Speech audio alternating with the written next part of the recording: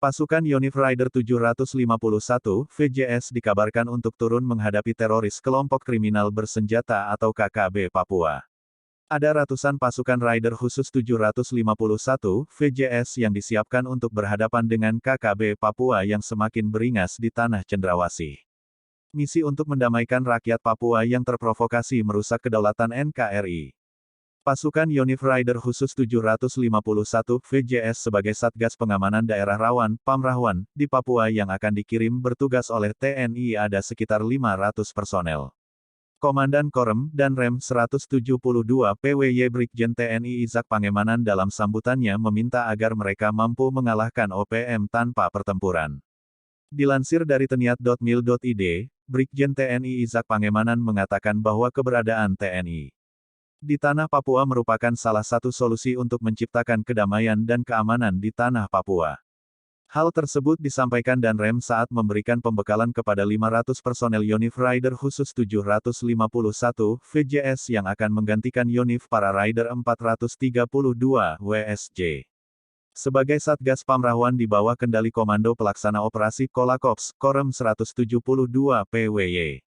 Bertempat di Aula Mako Yonif RK 751 VJS, Sentani, Kabupaten Jayapura, Kamis, tanggal 6 Mei tahun 2021.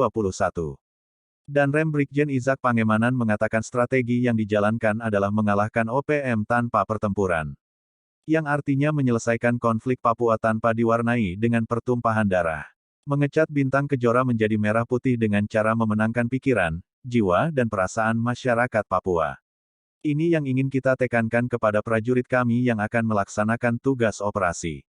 Sehingga mereka paham bagaimana cara melaksanakan tugas di Papua. Mereka harus sadar bahwa keberadaan Satgas di tanah Papua adalah untuk menciptakan stabilitas keamanan di setiap wilayah tanggung jawabnya, tegas Brigjen TNI Izak Pangemanan yang juga sebagai Komandan Kolakops Korem 172 PWY itu. Dengan demikian, maka pembangunan di tanah Papua ini akan berjalan dengan baik dan aman.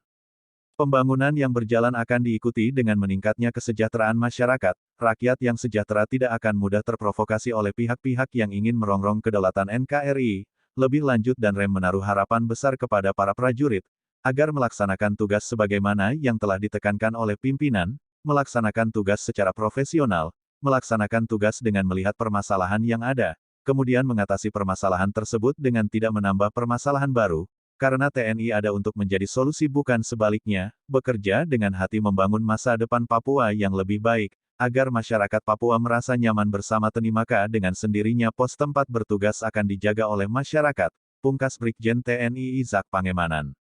Prajurit TNI berjuluk Pasukan Setan dikirim ke Papua sementara itu para prajurit TNI berjuluk Pasukan Setan, telah dikirimkan juga untuk menghadapi KKB Papua. Diketahui, TNI akan segera mengirimkan 400 prajurit dari Yonif 315 Garuda ke Papua dalam rangka Satuan Tugas Pengamanan Daerah Rawan, Satgas Pamrawan.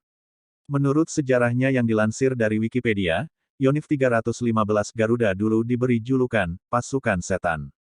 Menanggapi keberangkatan pasukan Yonif 315 Garuda ke Papua, mantan Panglima TNI Gatot Nurmantio membeberkan sosok pasukan tersebut. Dalam tayangan kabar petang yang diunggah di channel YouTube Tefone News, Gatot mengungkap bahwa prajurit Yonif 315 Garuda tidak pernah pamer menunjukkan kehebatannya. Saya yakin yang mengatakan pasukan Batalion 315 Setan, hebat, segala macam, bukan dari para prajurit-prajuritnya. Saya hafal betul bahwa prajurit-prajurit Yonif 315 Garuda tidak pernah menunjukkan kehebatan, ujar Gatot. Gatot juga yakin para prajurit Yonif 315 Garuda adalah sosok patriot bangsa yang rendah hati dan disiplin. Mantan Panglima TNI tersebut membeberkan beberapa prestasi pasukan Yonif 315 Garuda, salah satunya adalah Operasi Seroja. Prestasi-prestasi itulah yang membuat Yonif 315 Garuda begitu dikagumi kehebatannya. Mereka adalah orang-orang yang rendah diri, disiplin dan mempunyai jiwa-jiwa yang tinggi, sehingga Batalion 315 adalah salah satu batalion yang menorehkan tinta emas dalam operasi-operasi. Contohnya Operasi Seroja dan perebutan Gunung Matabean pada saat di Timur Timur, kata Gatot. Jadi menurut Gatot, wajar jika julukan Pasukan Setan disematkan kepada Yonif 315. Tapi, Gatot menggarisbawahi bahwa para prajurit Yonif 315 sama sekali tidak meminta diberi julukan sangar tersebut. Jadi sebutan itu pasti bukan dari batalionnya, tapi orang lain yang menyampaikan seperti itu, ucapnya.